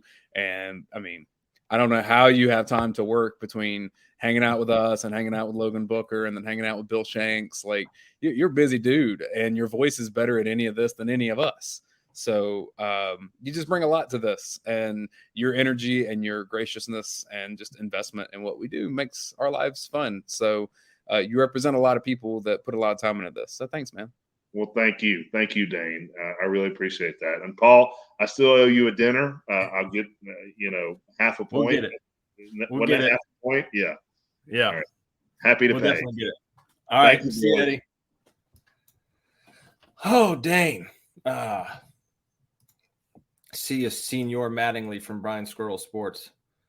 Man, how this was funny when Stetson at the end of it, Dane said, he said, man, Monken should just retire after that play call. I think Monken made that joke to him. Yeah. And then the camera goes right to Kirby Smart, and he's like talking to Mary Beth. And I'm just like, man, Kirby, somebody in the press conference is going to ask that question. Like, is Todd Monken coming back? We heard Stetson Bennett at the end of the game. So I thought that was kind of funny that was brought up. We haven't even gotten to the stats really, Dane. I want to kind of dig into these real quick before we get off of here. And guys, you're more than welcome to call in. We've got a little bit of time left. The link is in the description. All you do is you click that link, and then it brings you into our waiting room, and then we bring you into the show. Super easy. So I'd love for maybe a couple more people to call in. We got 500 people watching us right now. Somebody wants to call in and talk some dogs with us. 65-7, 589 total yards to 188 for TCU. Just absolute crazy domination of a game. I mean, red zone 6 of 6 for Georgia. Time of possession, 37 minutes. No fumbles. No interceptions. You score on every one of your drives except one. I mean, yeah, and here's the narrative. I think this is the narrative. moving forward, Dane, that the national media is going to go with is, well, TCU probably should have never been in the national championship game to begin with. Georgia can't help that. They beat the teams that are on their schedule. TCU made it to the national championship game. They beat Michigan. So you can't, but that's going to be the narrative, right? Well, TCU just wasn't ready for this game. You know, I mean, the three most talented teams in the country are Georgia, Ohio State, and Alabama. And I don't think there's any disputing that from anyone that follows us with any objectivity. Sure. You can choose the order that you want to. Fine. I'm not even going to tell you that Georgia would beat them, more than 70% of the time or anything. Like, I think you saw how close Ohio State is to Georgia in terms of talent. And when you have a quarterback like that, but guess what? Alabama didn't take care of business in the regular season to give itself a chance to play Georgia. And Ohio State ran the ball kind of stupidly at the end of the game and didn't give itself something shy, less than a 50-yard field goal. And Michigan threw 2 pick sixes against TCU. Like, I don't think that game could have gone any worse for TCU. And that's maybe easy to say at this point, but that's in part because Georgia went out there and just kicked ass. Yeah. Yeah. I mean, there's not 65-7. And that was like letting off the gas. That was like Branson Robinson being like, I'm going to get mine.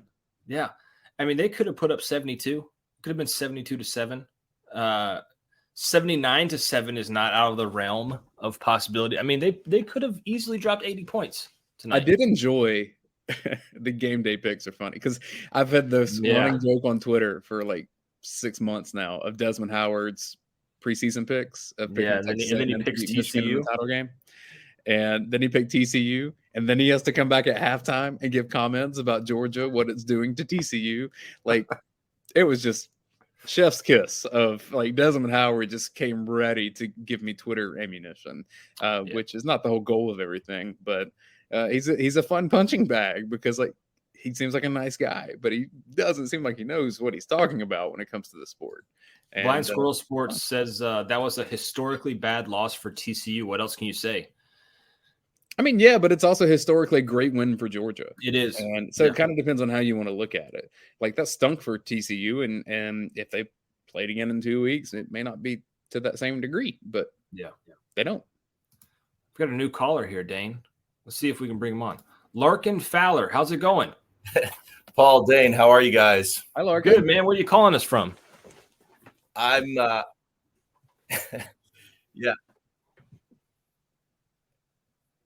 New York City. New York City. Yeah. But via Moultrie, Georgia. Okay. So how are you feeling after this victory? Well, I'll tell you guys, I'm old enough to remember 1980. And I grew up in Moultrie. I grew up watching Coach Goff play in Moultrie. His dad ran the rec department. Knew his dad used to do, T-ball in the summers and all that stuff. And Ray's younger brother, Bucky, played T-ball and baseball with him. So, I was a long-time Ray Goff lover. And, last year was so special, I cried. And this year, it's just cried again. My son's a senior at Georgia this year. Awesome. My oldest is, and it's just special. Yeah, I mean, so I went to Georgia. Dane did as well. I graduated 2013. Dan, you were what, 2011? 2011, but I will say that both years that I've been in graduate school, currently Georgia has won national championships, and I hope that doesn't have fans asking me to stay in grad school forever, because that wouldn't be fun. Yeah, when I was in school, the biggest game was Georgia LSU. When Mettenberger came back, that was like 2013 hard game, right? But your son Larkin has now got to witness 2 national championships while he's been in college. That is nobody in the history of UGA can say what your son can say, that he's been there for 2 national championships. Well, Paul, it was funny because so he's a Chi Phi, and nice. he this is his 5th year. He decided that because he switched majors 17 times, that he decided to stay for a 5th year, which is look, it worked out. But he said to me, I was talking to him today before the game, and he's like, oh, Dad, I feel good about the game. And I was like, God, after that Ohio State game, I just was like, who knows, bud? And he said, they went to the SAE house last year. SAE had this huge screen set up and everyone was watching the game. He was sending me videos and he's like, I barely remember the game. So this year he was like, I'm going to, watch the game. Once we win, then I'm going to go to downtown Athens and have fun. So I think, he probably enjoyed it a lot more this year than last year. Yeah, well, he actually watched the game. Lojo is saying he drank his way to a 5th year like I did. I'm right there with him. Yeah, I graduated in December so I could get another football season. So that's how it Larkin, worked let out. me ask you a question because being from Moultrie, my first job out of college was at WAOB in Albany. So I spent a lot of time down in that direction and Norman Park and Tifton. And like, it's just a different part of the state and different part of the world. There's a different kind of community in those little communities, or not even towns, some of them. Does it mean anything different to you that it's a guy from Bainbridge at the center of all this leading the way? Well, yeah, it absolutely does, because I remember going and watching. So my dad was an attorney and, sadly passed away in 2006. But I remember going and watching one of Kirby's high school games. I don't remember if it was state playoffs or something. Because I was living in Atlanta and working after I got out of college. I didn't go to Georgia. I went to Washington and Lee, but I came back to Atlanta after college and was working and still, using my dad's season tickets whenever he wouldn't go, and going up to Athens and, having fun and watching the games. And, I loved Ray. He's a great guy. The team's terrible other than the 92 team, that had Andre Hastings and Garrison Hurst. But after that, I mean, it was a, pardon my French, a fucking shit show, as we all know. I just think that, when someone like, I just feel good. I mean, I felt so bad that Ray wasn't successful because he is Mr. Buck was like the nicest man ever. Ray, he was like a childhood hero. I mean, Moultrie High School. I mean, I loved him, and it was pretty sad that, that he was not as successful as we would have all liked him to be. And so being a Southwest Georgia kid, now, sort of a New Yorker, I've been here since 95, but, you can take the boy from the South, but you can't take the South from the boy. It just fills me with pride that another Southwest Georgia kid has, taken this program to where where it is. I mean, it just feels amazing. It's like, I wish my dad were alive to see it. That's probably the only thing that I regret, is that my dad, because he was at the Sugar Bowl in '80 with my stepmom, watching the damn game, and I was stuck in Moultrie watching it on TV with my mom. And I wish he could have been here to see it, but I know he's watching from above, and he's probably just as proud of Kirby as all the Southwest Georgia folks are. A couple of those Rick teams, if they would have had the playoff, they would have been in the running. I mean, who knows if they win it, but yeah. Is it bad I've lived in Georgia my whole life and I've never been to Southwest Georgia? I've never been to Moultrie or Albany or anything like that. Or Thomasville's great. Go down. Go. Paul from East Dublin, dude. Like, you learn all the little communities. I thought Dublin was in the mountains. No. If you took Atlanta and Savannah and threw a dart in the middle, you're probably where I grew up. Yeah. I've never been there. Well, you think about the crazy thing in 2000, was it 1 or 2? Yeah, 2002, when Terrence Edwards drops the pass against Florida and we lose. And I think, that year, that team that Coach Rick had with David Pollock and David Green and all those guys was a great team. And I just think that, poor Terrence Edwards, I mean, if he could, he probably thinks about that pass more than he should, because he was, one hell of a player. And, now all he does is train like all the future receivers. Now all he does is train the wide receivers in the T-Mac or T-Ed, whatever the wide receiver academy. Have you ever watched a game up at American Whiskey in New York, the Georgia bar up there? I have been once. So, as I'm older now, I generally like to watch the games from my house. And when they win, then I go out to the bar. Tonight, I actually got to work tomorrow, so get up early. So I know, which is next terrible. time you're there, ask for Robbie. He's a Yeah. member of the dog vent and just a great dude. Yeah, no, it hasn't. And I went to Michigan for graduate school, so I usually I do.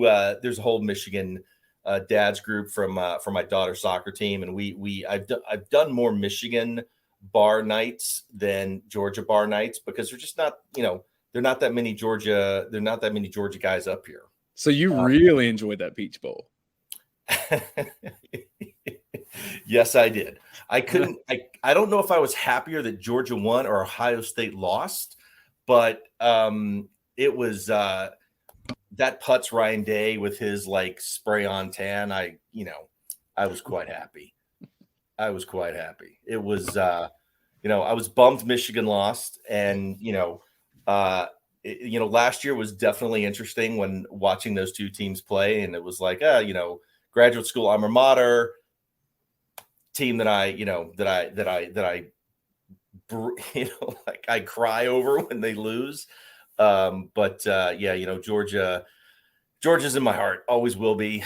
And it's too bad. I think, it'd have been great if we had a Georgia-Michigan game, because I think it would have been a great game. I mean, look, this was listen, as you guys know, like watching that Ohio State game, and Paul, I was watching the game, and I was watching along with you and Coach Donnan.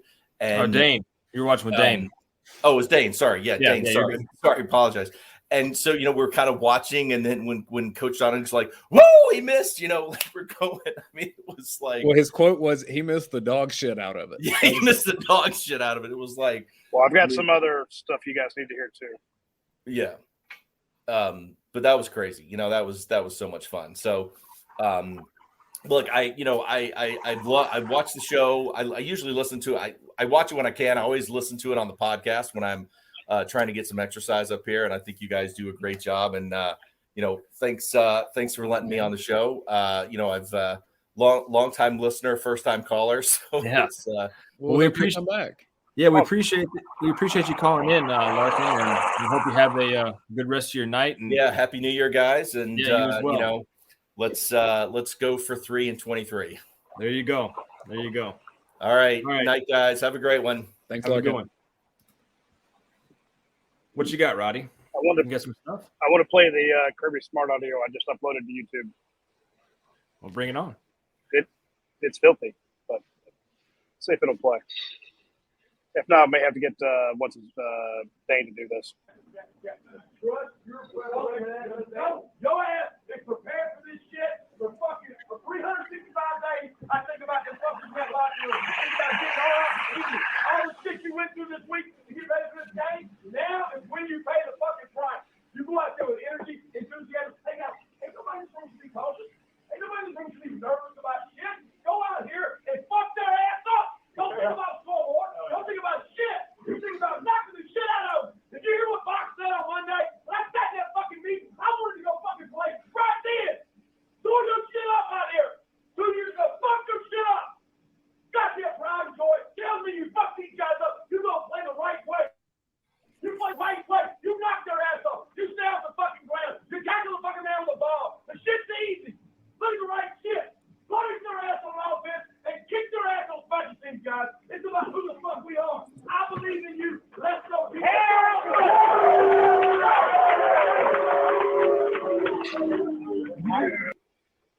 Well, maybe we should have had a warning on that for folks that are listening to this on the podcast. But also, Anthony Spano is going to be very mad at you, Roddy, because he did not cuss at all when he came on, and then Kirby just ran through the wall. Well, it's making the rounds. It's been sent to me 300 or 400 times. It is everywhere. That is Kirby. Miss Mary's in here, Roddy. Sorry, Miss Mary. Who said something on Monday? I'll have to go listen again. What did he say? Did he say talk about Fox on Monday? Is that what he says? when I was on Fox on Monday. Or said something. I was in that box on Monday, or what I heard what he said, and I don't know. I hope it's like Shannon Sharp on that morning show, and he just said something offhand, and Kirby took Hey, it. y'all see Miss? Y'all tell me about Miss Mary. Yeah, there she is. That's my coach. This ain't no wilting flower. This is a Bulldog fan, damn it. You know what you just played is going to turn into like 14 T-shirts from all these different companies. It'd be fine. Again, I know Kirby does not want that out there more than likely. I hate when they leak stuff like that for his sake, but I love it for our sake.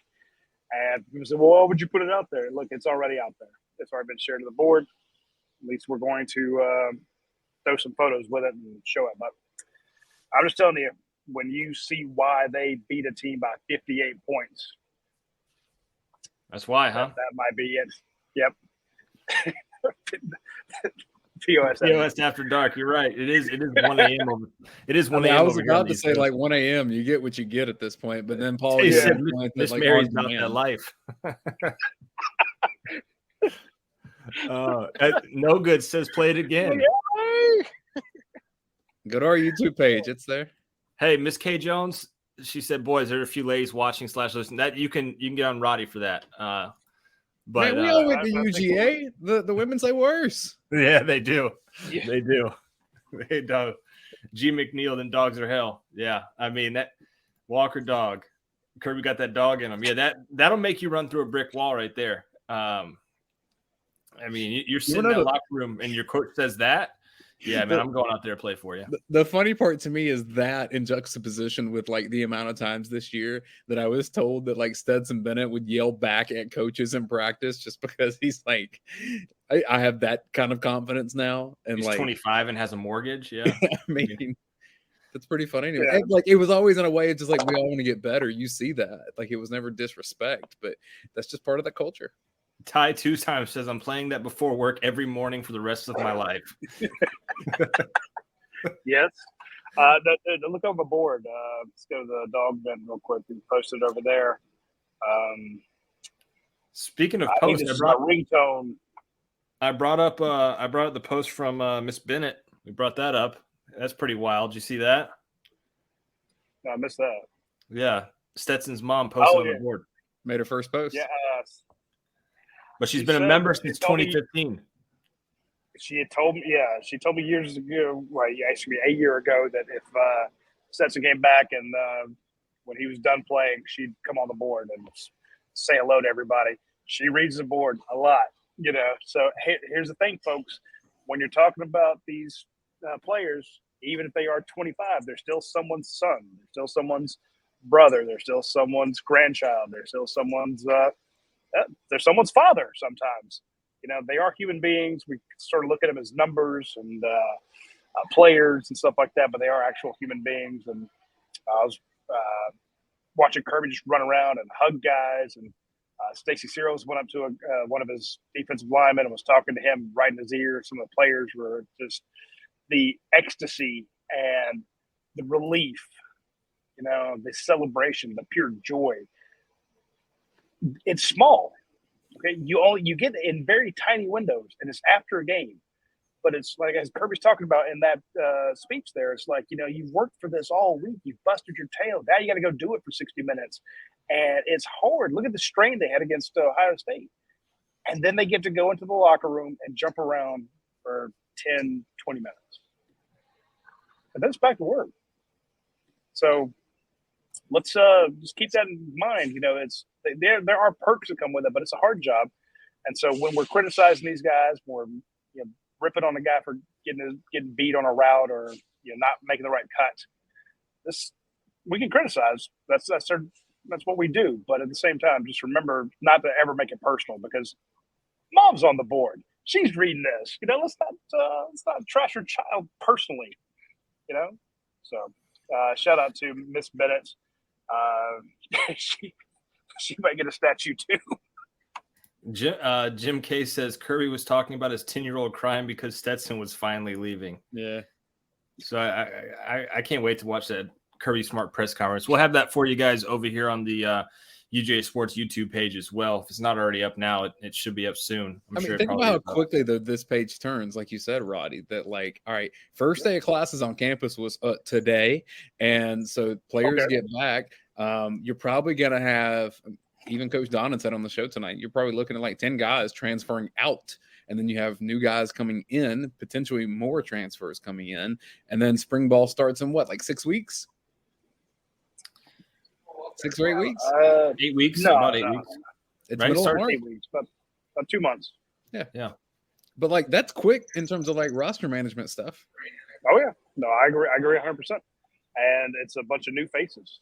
So I mean, it's why you get paid $11.5 million a year. So like, I'm not providing sympathy for that, but I'm just saying like it's a hard job. Does he get another raise? Yeah. You know what I told someone, Paul? I said any economist would tell you this, supply and demand, right? If Kirby decided he wanted to take a year off and then just come back with a new contract, he'd probably get like $25 million a year if he wanted to. Dear God. Yeah, I mean it wouldn't work that way. Totally get it. And he wouldn't do that. He loves UGA too much. But any economist would tell you that. Well, here's a good one from Robert. He says, raise your hand if you thought Johnson would have more than 3 yards. Yeah, I'm with you. They locked him down completely. I thought for a half a second there, Branson Robinson was going to be Georgia's leading rusher. He was close. After the game, when Warren McClendon came up, and he kind of bear hugs me, and I looked at him. I'm like, man, did you have any idea this was going to happen? He was like, no, not at all. And he's got a voice that comes out of the soles of his shoes. Like, not at all. So even their dominance blew their mind. But again, just looking at how the offensive line for TCU was so short, fat, round. When you see Jalen Carter and Warren Brinson and Zion Logue and Stinch, Stackhouse, those look like Formula One race cars. And the other guys look like, like I said, just barrels on with legs, and it was not pretty. So it just blew right past them. And then the other way, Georgia's offensive line, those mammoth guys just pushing TCU around. It was. Did you see Darnell? It looked like they were playing a high school field.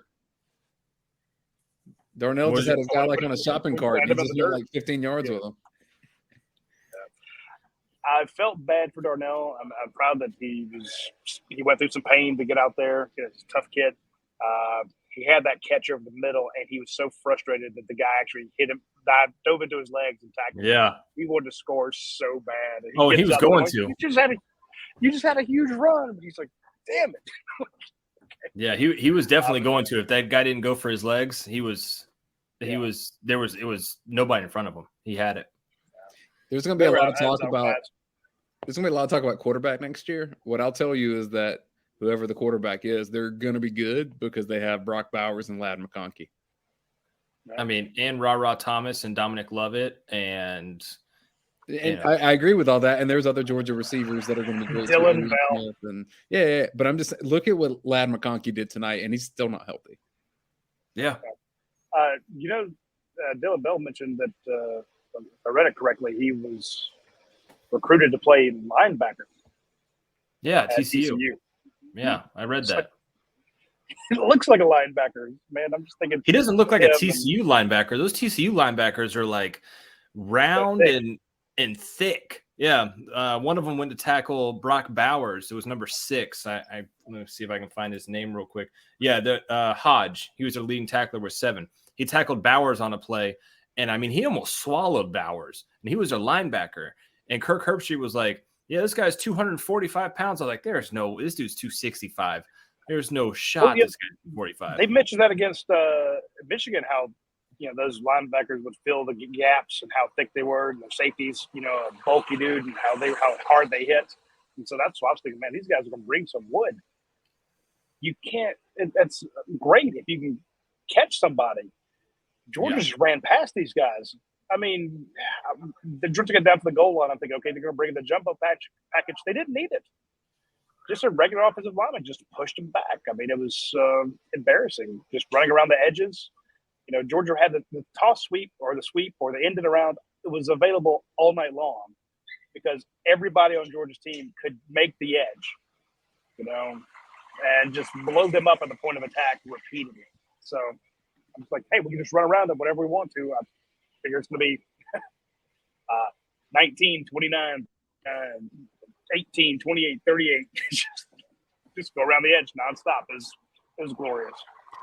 Roddy, it was after the Tennessee game that I think I said it on here, and I said it in multiple places. I know I said it on our Tuesday show that I thought that Georgia had a dynasty then, just because of like when a team like Tennessee that's upstart and feels great about itself comes in and just has all of its dreams extinguished at the hands of the team that actually is in charge. To me, that's the sign of a dynasty. Y'all push back and maybe fair. That's fine. And I think it's obvious that Georgia's in the midst of a dynasty now, however you want to define it. Can go away quickly. Just ask Clemson. But where do you've covered Georgia a long time, dude, like mid-90s and 93.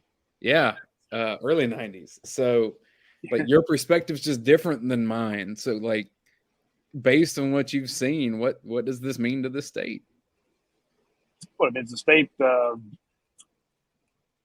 there will be nothing like the last one. That was my thing, or the I should say the first one, the one last year. It took so much pressure off of the fan base because you had so many close calls and the sense of relief. Plus, remember, it was 3 quarters of absolute hell. Georgia just was playing poorly. You were neck and neck with Alabama. You were just waiting for the other shoe to drop. Stetson had that fumble, INT, just looked bad, couldn't run it. And then, of course, the fourth quarter was amazing. This one, I thought, if they win this one, this will cement them as we say, the dynasty. It won't mean as much as last year. I'm wrong. I was wrong. When you beat a team like this and you set a record for going 15-0, perfect season, that puts you up there with that LSU team that did it. You are just looked at as maybe one of the best teams in college football. This wasn't your best team. Your better team was last year. And to be able to know that you lost 15 guys to the NFL, 13 to the transfer portal, and you went 15-0, and you only had one game that was close. One game. Well, I mean, maybe Missouri, but this is that is funny. The closest 3 games, like 1 was Ohio State, obviously. 2 was Missouri, and 3 is probably Kent State. Kent State, yeah. And Kent State ran that 3.35, so it's not expecting it to give Georgia a little more trouble, but they obviously learned from their mistakes. But you had the relief last year, the absolute dominance of you got to watch this year. And remember last year, you had so many people that were saying, well, it's a generational defense. It can't be replicated. You'll never do this again. Because last year you got past all the 1980 jokes, remember? And here's the thing. Every time a Georgia fan was talking to a Tennessee fan, a Florida fan, an Auburn fan, South Carolina, Georgia Tech, they'd throw 1980 in your face, 1980. No matter whatever you pointed to, how good your team was doing, how great your recruiting had been going, what awards your players won. 1980. It's the lowest, laziest comeback, but it was effective. You win one, and everybody's like, well, okay, you get one every 40 years. Well, screw that, too. Now you want them back-to-back. Nobody can say crap about your program. You played for 3 in 6 years. The Kirby was the coach who only knew how to recruit. He was once he got out from under Saban's influence, he wasn't going to be a good coach. He was just going to crash and burn. You saw that first year, the struggles he had going to get his butt kicked at Ole Miss. When's the last time he lost an East game? This guy's just South killing Carolina, it. 19. Yeah, Jesus. You are part of a dynasty, and now you've gone from everybody was kind of pulling for you to finally get past Alabama to now everyone hates you because you're going to spend 2 years on top, maybe 3. And it's going to be glorious. So what it means for the state, we had it once with the Braves. Haven't had it with the Falcons. You know, Georgia's team. Georgia's team. You took the words right out of my mouth. This is Georgia's team.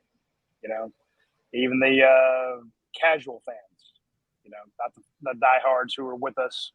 500 people watching this. What's the local time back in Athens? 1:15. Yep, 1:15. Yeah, 500 people watching us. You know, these are the fans that you expected, but just the casual fans are like, "This is my team." There are kids watching this who are 7, 8, 9 years old. They've watched Georgia win 2 titles. Yeah. They know that you can win titles at Georgia. One of them is probably going to, by the time he's 17, can run like a 4.29, catch everything in the air. You know, that kid's going to spend the next few years thinking about playing in Georgia.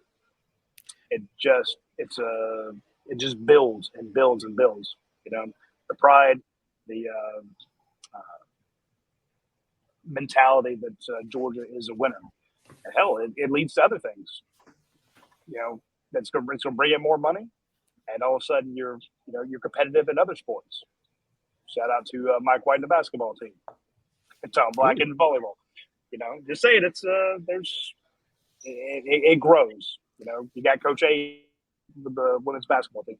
This is it's good for the program. It's good for the university. It's good for the state. And One of the I saw Josh Brooks. I'm like, you just got made the athletic director. Now you got two freaking titles. Like, I'm good, aren't I? He didn't say that, but he was just like, yeah. So he knows he's in a great spot too. So one of the reasons that any of us do this kind of work is just because, like, to see up close how hard it is to be excellent at something that's this difficult. And I actually thought during the pandemic, when The Last Dance came out and Michael Jordan's, it was slanted in a lot of ways, but you just got to see the mentality that it takes to become a Michael Jordan and be the best at what you do. And Kirby Smart is a master motivator. And it's really funny to me that, like, on a night like tonight, when like some of the motivation techniques are going to come a little bit empty based on just the circumstances, like he had to really go deep into his bag, because they come up to him at halftime and like, what do you tell your team? And he's like, well, TCU is a really good third quarter team. Yeah. They've been doing that all year. And, you know, we haven't had great third quarters. So, you know, you never know. Stay tuned. You know, he was like previewing a soap opera on a Friday. He's like, please, a cliffhanger, stay around after the halftime show. Then they go up to him after the game, and like it's this massive win, and Georgia played all its backups for like a quarter, and he's just like, well, you know, it's times like this where complacency can creep into your program, and we're seeing it a little bit. I'm just like, dude, it's okay to live in the moment, but that's why he is who he is, and it's why I talk about things for a living and don't get paid nearly as much money. He's a master at that piece of it, that you're always thinking about that next step, because if you don't, someone else is. Well, here's the thing. He has said this every time I've heard him talk about it. It's hard to get here. It's hard to get back here. And you are a missed field goal away from not being here. You are a fourth quarter comeback against Missouri, maybe, for not being here. A ball can go wrong. A ball can bounce the wrong way, and it takes luck, but it also takes a ton of preparation. He said earlier in the week, there's the standard. You know, he mentioned that we would not be hunted. But I'm pretty sure after that 2017 game where they lost to Alabama, he said we will be back. I need to go find that. It was something along those lines. And it took him a couple of years, but he's back. But he said, the preparation for the years. You don't wait till the summer. It's the Tuesday after the national championship game. And literally last year, right after they won the first one, they were right back at it. And like you said, in 6 to 8 weeks, you're already doing spring practice. The day after the championship, all those kids hit the portal. We pulled over on the side of the road to break all the news of who all we thought was going. And we killed it. We nailed almost every one of them that was going into the portal. So hopefully, we'll get a heads up and can do that tomorrow. Let people know, who's going where, what we're hearing at least. But he'll celebrate this. But I guarantee you, well, tomorrow he's got a press conference, 9 o'clock locals, noon. There'll be the winners press conference. So someone told me parade's likely Saturday. I don't know if that's for sure, but Wasn't that what happened last time? So I think they lined, and again, what did they do last year? They lined up the parade with a recruiting weekend. Yep. So they brought in a ton of recruits and said, this could be you. Some of those kids signed. It was them, you know. if it's Some Saturday, early once rollies. again, it's going to be like frigid, kind of cold, and Kirby can break out the parka and look like a president coming out to give him a dress at the State of the Union. So I can see it, but I'm saying it's he's going to be working on this, and because he knows the point being, it's so hard to get to these games. You know, it's not always dominant like what we saw this year. So No, I to kind of piggyback off that, Roddy, I think last year was so special because you finally beat the big brother Alabama. Like you showed that you could do it. Not only that, but you got over that hump. 40-year drought. It's no longer there. Now this year, it just shows that you belong. I mean, 65-7. This is the biggest blowout in college football history, BCS football history. I mean, it's as lopsided as you can get in a championship game. Now, like Dane said, I think you're into a dynasty, and this train isn't stopping. That's what I've been saying all night. This train isn't stopping. It's just gaining more steam. Yeah, you have a different quarterback next year, and you never know how that's going to play out, right? We Ask think LSU. LSU had that season and didn't have anything to back it up with. Right, but we think Carson Beck is going to be good, you know, but we don't know that. He could get out there and wet the bed, but we think he's going to be good. The defense we know is going to be good, and now you're rolling. You've got that momentum going, and I think that, you know, you had to get past Alabama. Once you got past Alabama, you kick that little brother syndrome aside, and now people are saying, hey, is Georgia now taking over Alabama? It's getting to that point. Last year was like, oh, Georgia beat Alabama, but Alabama will be back. They weren't there this year. Georgia was. So, you know, and Alabama, for however long it's going to take, is going to still get the recognition it deserves. Even if it were to pull in a 50th recruiting class in the nation, it would still get respect just because Nick Saban's there. But I think the tide is changing.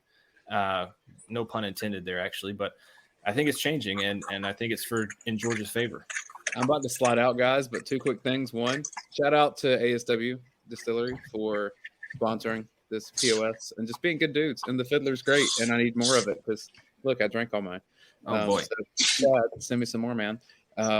They're Distilled by Dogs. We've talked about them all year long on this show, and thanks, Paul, for doing that.